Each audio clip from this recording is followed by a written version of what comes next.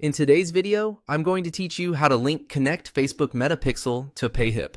If you want to track visitor activity and improve your advertising performance, connecting your Metapixel to Payhip is an important step.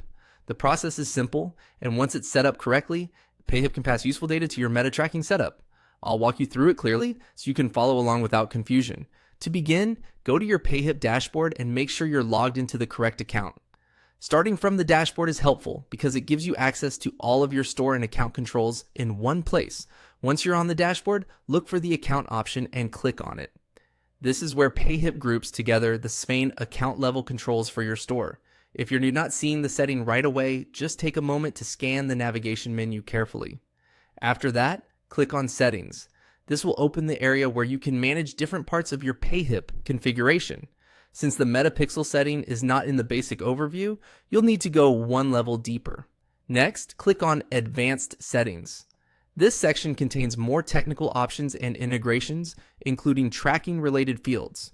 Don't worry, if the page looks a little more detailed than the earlier sections, you only need one specific area here.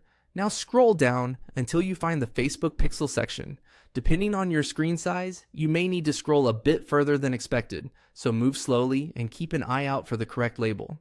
This is the field where Payhip allows you to connect your meta tracking ID. Once you find it, paste your Pixel ID into the Facebook Pixel field. Make sure you're pasting only the Pixel ID itself and not any extra code or spaces. That's important because this field is designed to accept the ID only. If you copied it from Meta in advance, this part should take just a few seconds. Finally, click Save Settings to apply the change.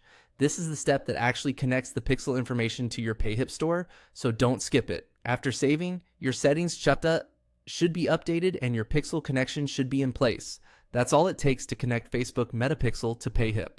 If you want to be extra careful, you can revisit the settings page afterward and confirm that the pixel ID is still visible in the field.